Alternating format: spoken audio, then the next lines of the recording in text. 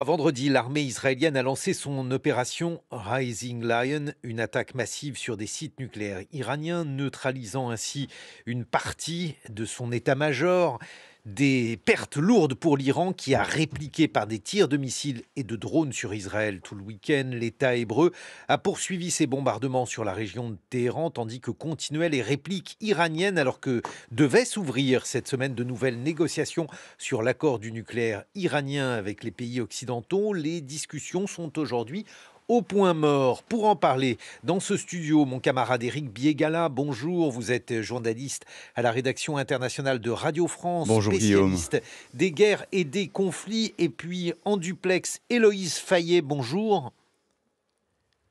Héloïse Fayet, vous êtes chercheuse à l'IFRI, l'Institut français des relations internationales, spécialiste de la dissuasion nucléaire. Héloïse Fayet, pourquoi Israël a-t-il décidé de lancer cette attaque vendredi sur la question tout d'abord du calendrier? Est-il possible de formuler des hypothèses? Oui, donc il y a 2 principales hypothèses qu'on peut formuler. Tout d'abord, Donald Trump avait annoncé qu'il donnait en fait un délai de 60 jours aux Iraniens, pour, aboutir à un accord. Après que Trump a relancé le processus de négociation directe, entre les États-Unis et l'Iran.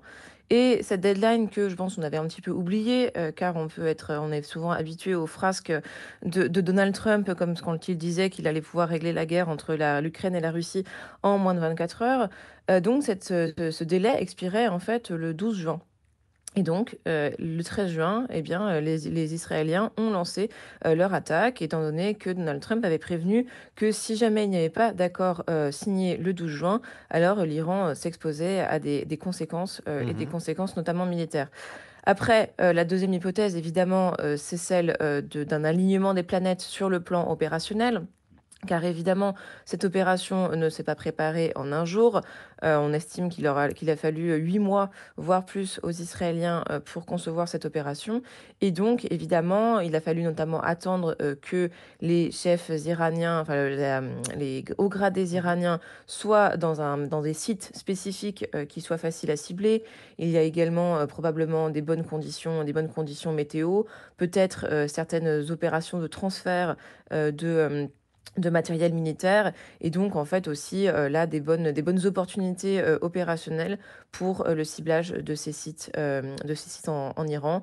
Et puis la troisième raison évidemment, c'est la publication donc en début de semaine, dernière d'un rapport de l'AIEA, donc du rapport en fait trimestriel, hein, de l'AIEA qui montrait effectivement que le programme nucléaire iranien est encore plus avancé, qu'on ne le pensait, sans cependant évoquer une arsenalisation du programme nucléaire iranien, c'est-à-dire pour l'instant pas d'étape spécifique vers la construction d'une arme nucléaire.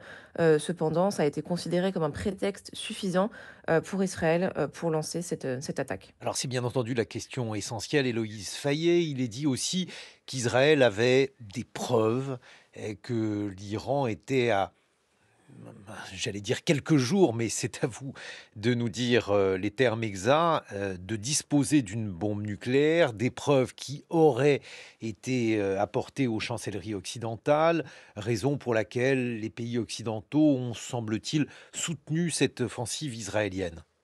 Alors oui, effectivement, c'est ce que les Israéliens affirment. Alors, personnellement, enfin, on aimerait bien, en savoir un petit peu plus, justement, sur ces preuves, car c'est quand même quelque chose d'assez étrange, sachant qu'il y a encore un mois, les services de renseignement américains et puis aussi les services de renseignement occidentaux, considéraient que non, en fait, l'Iran n'est toujours pas, en train, de fabriquer, enfin de construire une arme nucléaire avec des étapes spécifiques, notamment, le modelage d'uranium métal, et puis la recherche de fabrication, de certains gaz. Donc je pense qu'il est urgent, en fait, pour Israël de présenter, ces preuves, notamment pour éviter une situation, similaire, à la guerre, effectivement, dont on se souvient, contre l'Irak, en 2003, qui avait été lancée, sous de faux prétextes, Avec de faux l'arsenal chimique, prétextes il faut le américains. rappeler aux plus jeunes, Héloïse Fayet. Oui, tout à Et fait, pardon. on avait des preuves, Donc on avait des preuves, et un petit flacon agité par Colin Powell qui prouvait qu'il y avait des armes chimiques en Irak, et puis tout ceci était complètement bidon, quoi. Tout à fait. Mais là, en tout cas, les rapports donc réguliers de l'AIEA, effectivement, montrent une fuite en avant, du programme nucléaire iranien.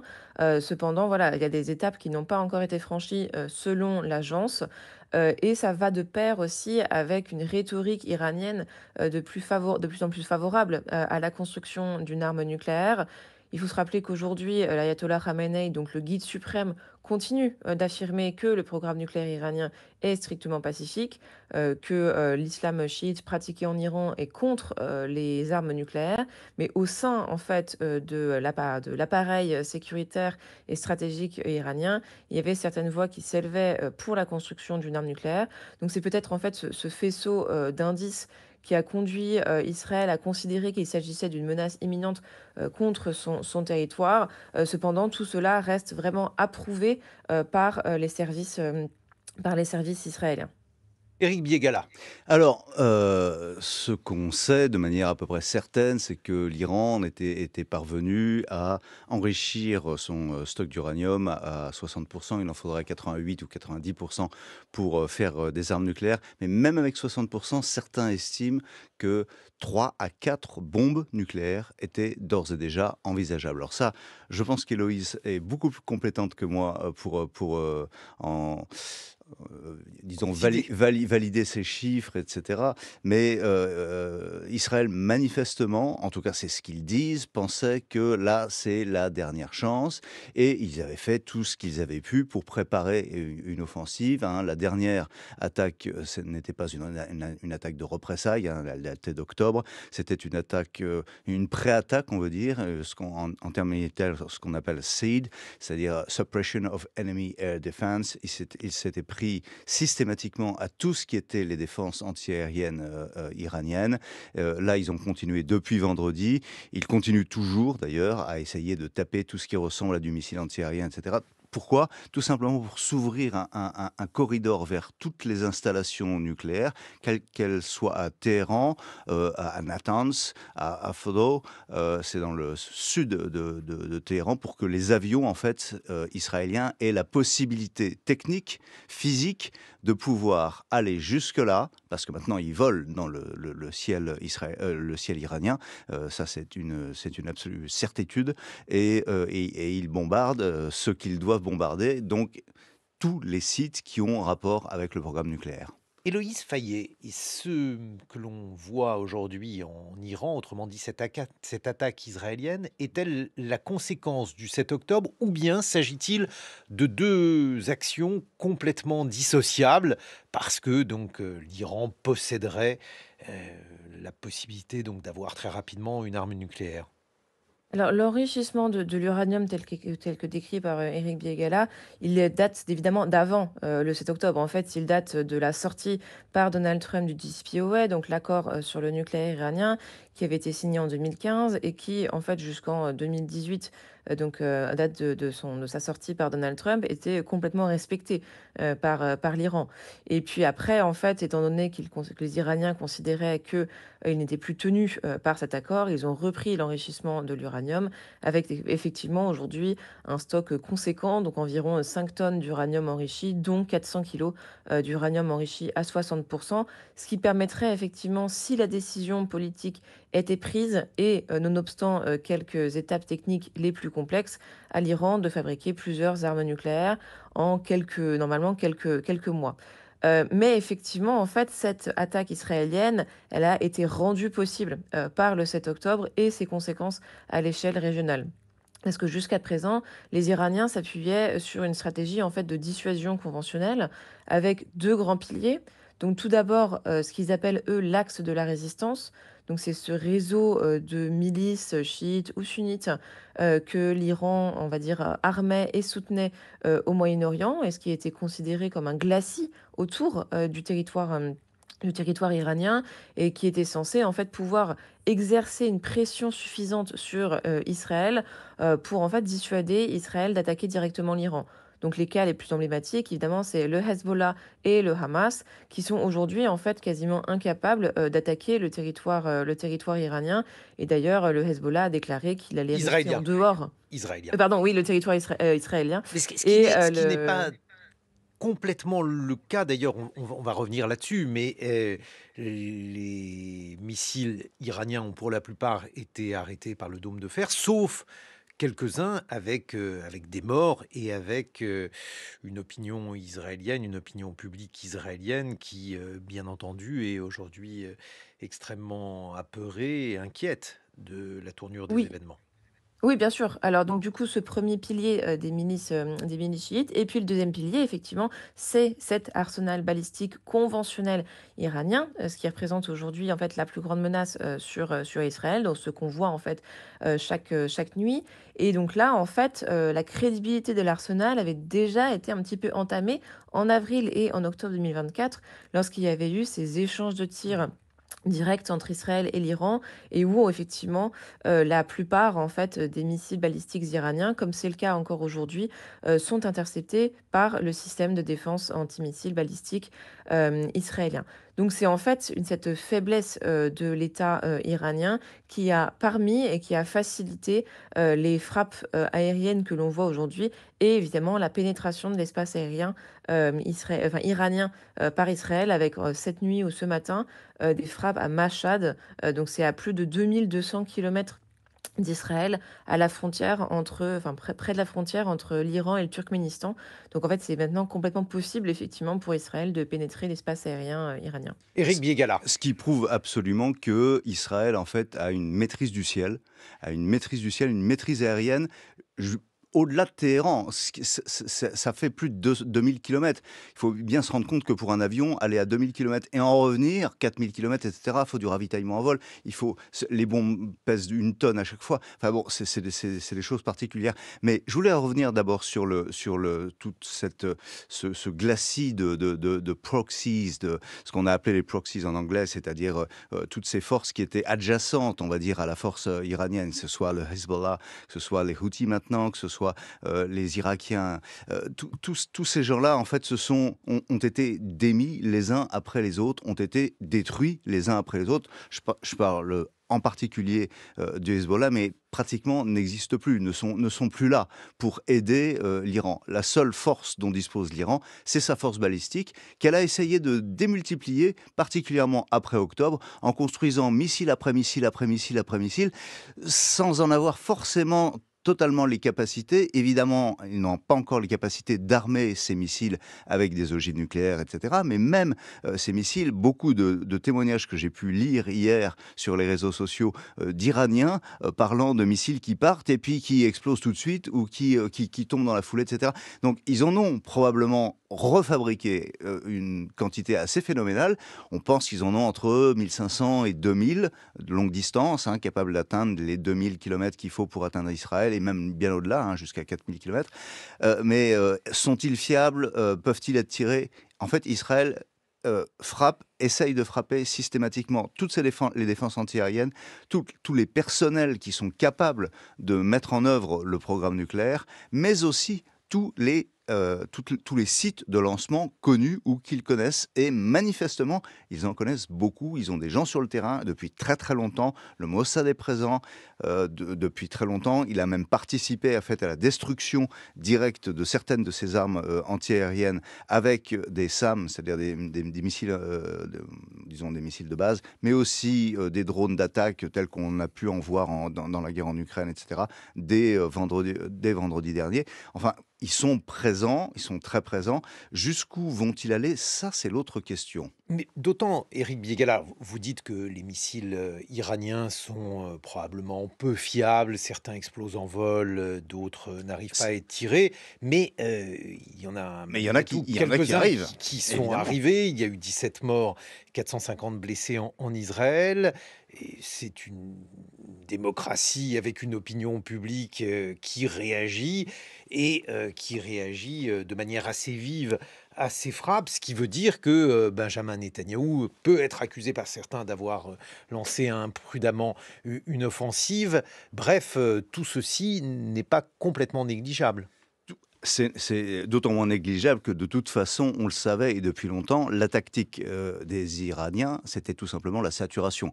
Avoir suffisamment de Il faut missiles. expliquer en quoi la saturation est aujourd'hui décisive. C'est tout simplement envoyer suffisamment de missiles pour que les barrages antimissiles des Israéliens, qui sont assez efficaces, hein, c'est des barrages en 3 couches. Alors tout le monde connaît le Iron Dome qui est capable d'attaquer, enfin de détruire, y compris des obus de mortier, enfin des choses qui sont tirées à très faible distance, et jusqu'à des interceptions de missiles balistiques en exo-atmosphérique, au-delà de l'atmosphère. Ça s'est déjà passé au moins à 2 ou 3 reprises.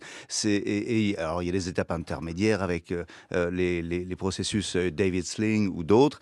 Et bon, tout ça est possible, mais rien n'est absolument complètement impassable. Je veux dire, il peut toujours y avoir un missile qui arrive. Et ça, bien entendu, Et il y en a qui sont arrivés. ça n'est pas quelque chose que l'on peut négliger aujourd'hui. On se retrouve dans une vingtaine de minutes. Les matins de France Culture. Guillaume Erner. L'actualité principale, c'est le conflit entre l'Iran et Israël. On peut désormais parler de guerre. Nous en parlons avec Éric Biégala, avec également Héloïse Fayet, chercheuse à l'IFRI. Vous nous avez tous deux expliqué que les Israéliens ont aujourd'hui établi leur suprématie aérienne sur une grande partie de l'Iran, ce qui va leur permettre de frapper un nombre important de cibles. Dans les scénarios, on pensait qu'il s'agirait uniquement d'une supériorité aérienne locale, mais on voit que celle-ci est plus large. Désormais, leur aviation a la possibilité d'opérer dans le ciel iranien avec des appareils non furtifs, voire des drones. Ils peuvent donc prendre le temps de frapper des cibles, les sites nucléaires et peut-être d'autres choses.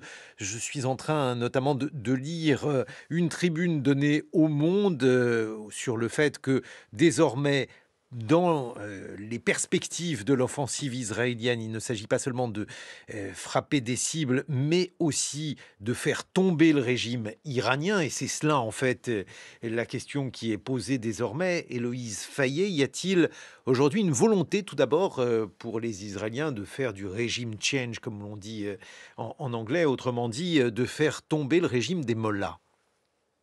Je pense qu'il y a en fait, globalement, une volonté de réduire la menace, perçue par Israël, qui est posée par l'Iran. Donc en fait, ça passe par la destruction de sites de lancement de missiles balistiques, des attaques, on en pourra en reparler de leur efficacité contre les sites nucléaires iraniens et puis évidemment aussi des attaques très ciblées, sur le leadership militaire pour l'instant, le leadership militaire iranien. Là aussi, en fait, tout simplement afin de rendre beaucoup plus compliqué la coordination, d'une réplique, iranienne, étant donné que, les, chefs principaux des services de renseignement des gardiens de la révolution, de la branche aérospatiale des gardiens et même maintenant, des hauts dignitaires, de, l'armée régulière iranienne, ont été visés.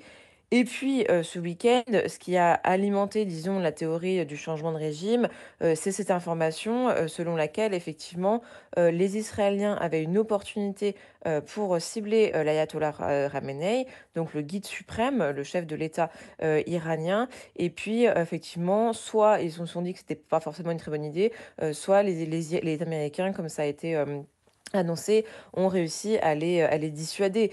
Parce que je pense qu'aujourd'hui, en fait, il n'y a pas vraiment d'intérêt à avoir, un Iran, totalement, désorganisé sur le plan politique, parce qu'il pourrait très bien y avoir une montée en puissance d'une frange encore plus extrémiste, au sein des gardiens de la ré notamment une prise de pouvoir des gardiens de la révolution qui, elle, serait peut-être beaucoup plus favorable à une arme nucléaire.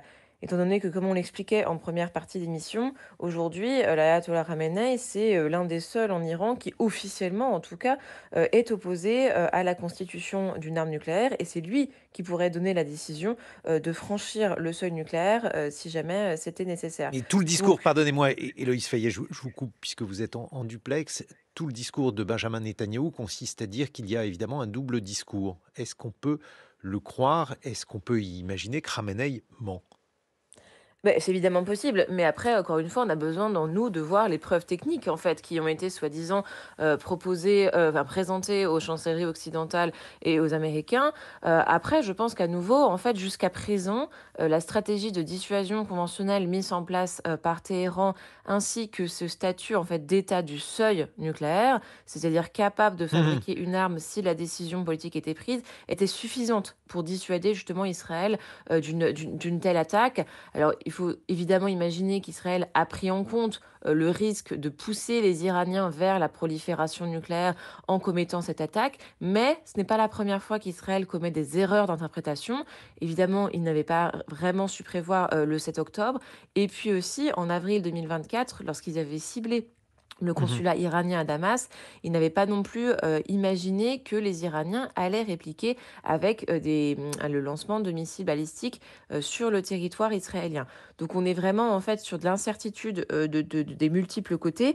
Et dans ces cas-là, en fait, le mieux, c'est quand même de ne pas justement provoquer potentiellement l'adversaire et plutôt de revenir aux négociations. Parce qu'il faut se rappeler tout de même que là, la solution militaire envisagée par Israël, enfin mise en place par Israël et présentée comme la seule possible, en fait, elle disrupte totalement un processus de négociation qui avait lieu directement entre l'Iran et les États-Unis. Bon, alors l'autre question, Éric Biégala, qui se pose, puisque officiellement, il s'agit pour Israël de détruire les sites nucléaires iraniens. Mais comme on le sait, la plupart de ces sites ont été construits pour supporter des tirs. Et la plupart de ces infrastructures sont souterraines, profondément enfouies dans le sol. Que sait-on sur l'efficacité des frappes israéliennes? D'après le New York Times, elles ont assez peu détruit ces infrastructures nucléaires. Oui, mais c'est normal, effectivement, une infrastructure nucléaire est enterrée, mais c'est pas simplement enterré, c'est pas simplement du béton, c'est pas simplement un Hassan Nasrallah qui se cache derrière 30 mètres de béton, dessous 30 mètres de béton à quelques profondeurs, c'est du granit, de la montagne entière. Les Américains font pas autre chose, hein. Le NORAD, c'est-à-dire le commandement de l'Atlantique Nord, on va dire, pour les États-Unis, était enterré dans plusieurs montagnes qui étaient censées résister à des bombes nucléaires et à plusieurs bombes nucléaires. Donc, bon, c'est vraiment pas simple. On sait que Natanz a été frappé plusieurs fois. Combien de fois faudrait-il frapper Natanz? 7, 8 fois, 9 fois, 10 fois, 15 fois au même endroit pour atteindre la profondeur. C'est du granit, c'est pas du béton. C'est pas tout à fait la même chose que d'aller taper un immeuble, même bien enterré, un bunker bien enterré à Beyrouth. C'est complètement différent. Donc, ça va être compliqué. Là où les Israéliens ont gagné quelque chose ces 2 ou 3 derniers jours, c'est effectivement une maîtrise du ciel qui Bon, va leur permettre. la maîtrise du ciel, elle semble aujourd'hui acquise Mais selon tous les observateurs. pourquoi la maîtrise du ciel? C'est pour pouvoir mettre des avions et mettre des bombes de plus en plus puissantes qui vont aller taper de plus en plus profondément Et sur ces sites-là. est-ce que vous pouvez obtenir un résultat sur une cible enfouie à 500 mètres sous terre? Ça, je sais pas. Je suis pas dans le secret des dieux, notamment du dieu de la guerre Arès, et je ne sais pas. Ce qu'on essaye de faire par ailleurs, c'est aussi d'aller taper tout ce qui ressemble de près ou de loin à un ingénieur qui participe Là, on au parlait programme de nucléaire. 14, Oui, 14 ingénieurs on a tués. nommément au moins 10 personnes qui ont été effectivement ciblées nommément dans leurs appartements, dans leurs foyers, etc., avec leur famille, hein, évidemment, parce qu'il y a la moitié du bâtiment qui a été détruit pour certains, qui ont été tués, probablement d'autres. Ils leur font la chasse. Le commandement de l'air iranien a été, pour ainsi dire, décapités, c'est-à-dire ceux qui vont donner en fait les ordres de lancement des missiles de représailles. Ça n'a pas empêché ces missiles de partir, mais ils sont partis avec, on va dire, un certain retard, au moins, notamment dans les premières heures. Alors après, jusqu'où va aller Israël et jusqu'où peut aller Israël? Faut bien voir que pour aller taper des sites qui sont très profondément enterrés, etc., il faut beaucoup d'armement. Et cet armement, il n'est pas que produit en Israël, il vient aussi des États-Unis. Il va falloir regarder très précisément le nombre d'appareils C-17, par exemple, qui arrivent maintenant sur Tel Aviv pour, on va dire, refourbir l'armement dont on aurait besoin pour faire ce genre de choses. Héloïse Fayet, on comprend bien la situation. Celle-ci, donc, est compliquée pour l'Iran du fait de la maîtrise israélienne sur le ciel iranien. Malgré tout, est-il possible d'imaginer que l'Iran accélère son programme nucléaire dans la situation actuelle? Alors une précision justement sur l'étendue, de la destruction des sites nucléaires iraniens, parce que c'est ça qui va déterminer la capacité ou non, de l'Iran à poursuivre son programme. Alors le site de Natanz, il a quand même été, fortement affecté, notamment toutes les installations, qui étaient en surface et puis une partie des centrifugeuses en fait, a été, partiellement détruite, mais en fait parce qu'elles ne sont plus alimentées, par l'électricité. Étant donné que, justement les sites d'approvisionnement en électricité, de Natanz, enfin le complexe de vie du site, lui a été touché. Le site d'Ispahan aussi, a été touché, c'était un site de reprocessing en fait, de la matière fissile, mais effectivement en fait le noyau dur, qui lui est fortement enterré parce que Natanz, ne l'est pas, enfin ne l'est moins, c'est effectivement le site de Fordo et alors là, c'est un peu la grande question, la grande interrogation. Les Israéliens auraient commencé, là, ces dernières heures, à frapper le site de Fordo, peut-être pour voir, en fait, quelles sont leurs opportunités avec les armes dont ils disposent actuellement. Et ensuite, l'objectif ultime, qui est avoué, hein, par les Israéliens, c'est de convaincre les États-Unis d'entrer, dans le jeu, parce que à ce jour, en fait, seuls les Américains, ont la capacité de détruire très en profondeur, le site, de Fordo. Puisqu'il faut Donc des bombes particulières. c'est ça. Mais et donc aujourd'hui, en fait, effectivement, les Israéliens et certains experts américains, considèrent que le programme nucléaire iranien a été retardé de plusieurs mois, mais qu'il n'est pas possible de totalement l'anéantir, à part effectivement détruire absolument tous les sites. Mais, et c'est déjà mis en place apparemment par les Iraniens, il y a toujours une possibilité, de dispersion, du matériel, Alors, fis de la matière fissile, ce qui leur permettrait en fait de reprendre leurs travaux dans des sites encore plus secrets auxquels l'AIEA, donc l'Agence internationale de l'énergie atomique, n'aurait pas accès, ce qui en fait serait très dommageable étant donné qu'on perdrait toute connaissance sur le programme nucléaire iranien. et c'est un argument qui était souvent invoqué, puisque cette guerre était attendue depuis quelques semaines, quelques mois en réalité. L'argument invoqué par ceux qui étaient hostiles à cette offensive israélienne, du point de vue stratégique, pas d'un autre point de vue, consistait à dire que celle-ci risquait d'obliger l'Iran à entrer dans des stratégies plus camouflées encore et peut-être rendre tout ceci hors de contrôle, hors de tout contrôle, Héloïse Fayet. Oui, c'est vraiment le risque en fait qui est identifié. Hier, l'un des responsables de l'installation de Fordo a expliqué que en fait, il n'y avait quasiment plus de matière fissile sur place et qu'ils avaient tout transporté. Alors, c'est assez improbable qu'ils aient réussi à tout transporter, évidemment, mais en tout cas, c'est une menace qui est effectivement prononcée par les Iraniens, c'est-à-dire, eh bien, on va tout déplacer et puis donc du coup, votre opération n'aura servi à rien. Donc là aussi, en fait, est-ce que les Israéliens, enfin, quels sont les plans en fait qu'avaient prévus les Israéliens? Est-ce qu'ils avaient vraiment calculé toutes les probabilités et les issues possibles en fait à leur frappe? Et donc oui, il y a vraiment un risque de mauvais calcul stratégique de la part des Israéliens et c'est tout simplement de justifier pour cette fois le fait que les Iraniens ont besoin, entre très gros guillemets évidemment, de sortir déjà du traité de non-prolifération nucléaire dont ils sont toujours signataires et puis, de, fabriquer une arme nucléaire ou en tout cas de justifier au moins un natif au sein, du régime, iranien sur cette nécessité de fabriquer une arme nucléaire, si c'est encore possible, après, disons, le la poursuite des frappes aériennes israéliennes. Éric Juste, Biégala. juste pour rebondir sur ce que vous disiez, Héloïse, me revient en mémoire ce que me disait un stratège, on va l'appeler comme ça, un haut gradé, analyste assez fin de la situation au Moyen-Orient, au Proche-Orient. Il me disait que Israël, en fait, par ses actions militaires, achète sa sécurité pour 5 ans, ou pour 10 ans, ou pour 15 ans. C'est pas une sécurité permanente, c'est toujours pour un temps donné, le temps que l'adversaire potentiel se reconstruise d'une certaine manière. Et Ça, c'est c'est dans l'hypothèse, Éric, c'est dans l'hypothèse où, justement, la totalité de l'arsenal nucléaire iranien est Dont détruit. ils ne disposent pas, hein. Il n'y a pas d'arsenal Il nucléaire y a pas iranien encore aujourd'hui. Non, enfin, d'arsenal. les pièces destinées à le construire ou à l'assembler. Oui, mais alors ça va prendre du temps. On peut très bien, comme le disait Héloïse Fayet, déplacer un certain nombre de choses, reconstruire, refaire des choses. L'Iran, c'est un grand pays. On peut décaler ça beaucoup plus vers l'Orient. Ça sera beaucoup plus difficile à aller taper.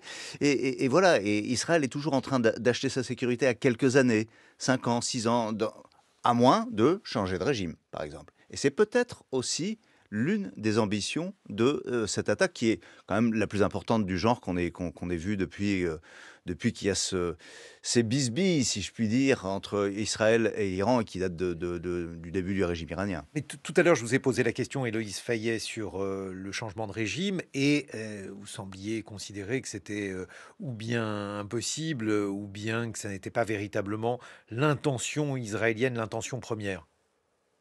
Non, alors est-ce que c'est leur intention? Peut-être, disons peut-être qu'ils considéraient que ce serait un bonus, C'était un peu mais le quand sens du discours de Benjamin Netanyahou. oui, mais quand on voit en tout cas les conséquences notamment des opérations de changement de régime, en Oui. Irak où évidemment on a l'exemple de la Libye aussi en tête, c'est pas forcément un modèle, que, Israël aurait envie de suivre et ce qu'ils ont Vous en avez fait et l'exemple, surtout il y a pardonnez-moi, je vous coupe comme vous êtes en duplex. Il y a quand même l'exemple syrien avec un léger décalage dans le temps, puisque la révolution syrienne a débuté en 2011. Mais enfin, il y a cet exemple-là auquel oui, alors on qu'il n'est pas peut, comparable. bien Parce sûr. que Attendez, voilà, parce qu'il y a quand même une o il y avait je une termine. opposition politique, Je termine juste sur l'autre volet, qui est à mon avis aussi un volet important. L'Iran est un allié proche de la Russie. Ça aussi, c'est une variable importante avec laquelle il faut compter. La rupture d'un axe entre Téhéran et Moscou pour avoir de lourdes conséquences pour Moscou. Est-ce que ça ne peut pas aussi inciter Vladimir Poutine d'une manière ou d'une autre à rentrer dans le jeu pour peser sur son allié iranien? Non, alors pour le coup, il y a les accords de défense, enfin les accords de coopération qui existent entre la Russie et l'Iran ne prévoient aucune défense mutuelle. Ils prévoient juste, que en cas d'un conflit, la partie, agressée disons, enfin l'autre partie ne va pas soutenir l'agresseur. C'est-à-dire que dans le cas, aujourd'hui, ça veut simplement dire que la Russie ne va pas soutenir Israël, pour aider par exemple, Israël à, frapper, d'autres sites ou à frapper l'Iran. Mais il y a pas d'accord de défense mutuelle et de toute façon, je veux dire, les Iraniens ont beaucoup plus besoin des Russes que les Russes, n'ont besoin des Iraniens et Les les Russes ont Russes un sont peu quand même besoin des Iraniens. Ils ont même besoin des Iraniens, ça c'est certain, en Ukraine, au niveau de l'armement, les drones. alors Plus, plus Euh, maintenant. plus vraiment en fait. Non, non, plus Ils maintenant. se sont servis des drones iraniens, ils les ont copiés. Ça s'appelait des Shahid, maintenant ça s'appelle des Geran. Et ce sont les mêmes, avec des moteurs allemands en plus, des voilures issues du Japon. Enfin, ils ont tout copié, ils ont refait exactement la même chose. Ils ont plus besoin, ils ont deux usines pour fabriquer ce qu'on appelle les drones iraniens, mais qui sont plus du tout iraniens en Tout Russie. à Et fait. puis alors, il y a un intérêt, alors j'essaye quand même d'aller jusqu'au bout de cet axe Téhéran-Moscou. Il y a quand même la question qui est presque plus commerciale, le corridor, le couloir que constitue l'Iran, qui est très utile pour la Russie, et puis les opérations commerciales entre deux États qui sont des États considérés comme des États parias aujourd'hui, Héloïse Fayet. Oui, bien sûr. Alors, il y a toujours des intérêts économiques, à préserver. Cependant, Vladimir Poutine est quand même extrêmement occupé aujourd'hui, en Ukraine et surtout, il entretient des bonnes relations, avec les États-Unis ou en tout cas, il essaye, de maintenir des bonnes relations avec les États-Unis. Je pense que ce serait contre-productif sur le long terme, pour la Russie que de témoigner en fait un soutien, très élevé, envers l'Iran et là, les communiqués, qu'on a pu voir en fait de la part du gouvernement russe condamne évidemment, l'attaque israélienne, sur l'Iran, mais ne semble pas en fait, témoigner, voilà d'une envie de soutenir, l'Iran. Rappelons aussi qu'en fait, les relations entre Israël et la Russie, sont complexes, parce vous avez une très forte diaspora russe, en Israël et jusqu'à maintenant, les Russes permettaient, enfin jusqu'à la chute du régime de Bachar el-Assad, les Russes permettaient tout de même, à Israël de conduire des frappes aériennes, en Syrie pour cibler les intérêts iraniens. Donc c'est une situation, quand même assez complexe. Donc aujourd'hui non, l'Iran est assez seul en fait, face à la menace, israélienne. On va Éric On Biégala. va rebondir avec ce dont on parlait tout à l'heure, les proxys. Quid du Hezbollah? Le Hezbollah a dit on rentrera pas dans ce jeu-là, hein. Mmh. Les autres, c'est qui? Ce sont les milices chiites irakiennes. Pour l'instant, il reste quoi? On ne sait pas très très bien ce qu'ils vont faire. Ce qu'ils pourraient faire de toute manière, c'est s'en prendre aux forces américaines, par exemple, qui sont sur le territoire irakien. Quant aux Houthis, ils ont dit que oui, ils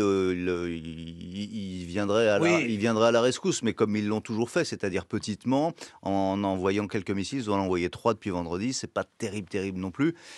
Et c'est pas vraiment là-dessus que peut compter l'État iranien pour se défendre face à Israël. mais justement, Héloïse Fayet, à partir du moment où donc il y a quelques satellites, mais ces satellites ne peuvent pas emporter le conflit de manière décisive. Ça n'est pas cela en fait qui modifiera l'équilibre des choses.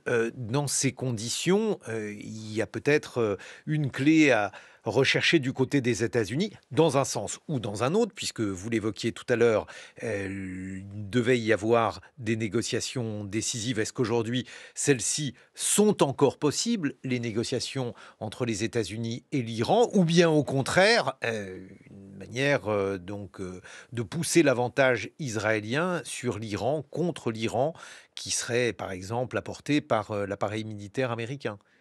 Donc aujourd'hui, effectivement, il devait se tenir des négociations, hier, à Oman.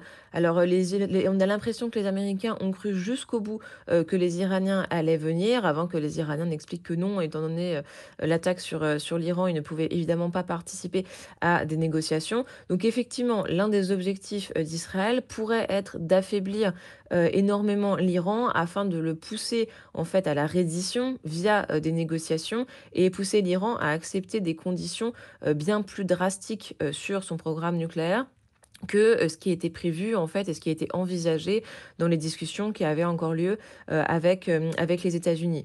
Ça reste une stratégie, peut-être, un peu, assez dangereuse, étant donné que on sait que le régime iranien est quand même assez paranoïaque et surtout qu'aujourd'hui, là, en fait, les Iraniens comprennent que les États-Unis ne peuvent pas contrôler Israël. C'est-à-dire que même s'il y a des négociations directes qui aboutissent à quelque chose entre les États-Unis et l'Iran et que Israël n'est pas satisfait du résultat de ces négociations, il est possible en fait que Israël refasse une campagne similaire dans les prochains mois. Et donc ça, évidemment, ça inquiète les Iraniens. Éric Biégala, un mot de conclusion. Ouais, 2 petites précisions en fait. S'il n'y a pas eu reprise des négociations, c'est aussi parce que l'un des négociateurs et probablement l'un des chefs négociateurs iraniens a été touché directement par les premiers bombardements. À ma connaissance, je ne vous donnerai pas mes sources, mais à ma connaissance, et ce sont des sources vérifiées, il a 2 jambes arrachées, ce qui l'embêterait beaucoup pour reprendre quelques pour parler que ce soit. Donc ça, c'est une première chose. Et il y a une autre chose auquel il faut penser aussi, c'est les peuples eux-mêmes. Le peuple israélien, effectivement, a une certaine crainte de se retrouver en guerre en permanente. Ça, c'est clair. Quant au peuple iranien, lui, il est tout à fait capable de faire force derrière le régime, quel qu'il soit. Rappelez-vous qu'il a fait 8 ans de guerre non-stop contre l'Irak, Qui a été des un millions de conflit morts. absolument Ça a épouvantable. été épouvantable, c'était l'équivalent de la Première Guerre mondiale au Moyen-Orient. Et ils sont restés ensemble. Merci à tous les deux. Merci Héloïse Fayet, vous étiez en duplex avec nous. Merci Éric Biégala.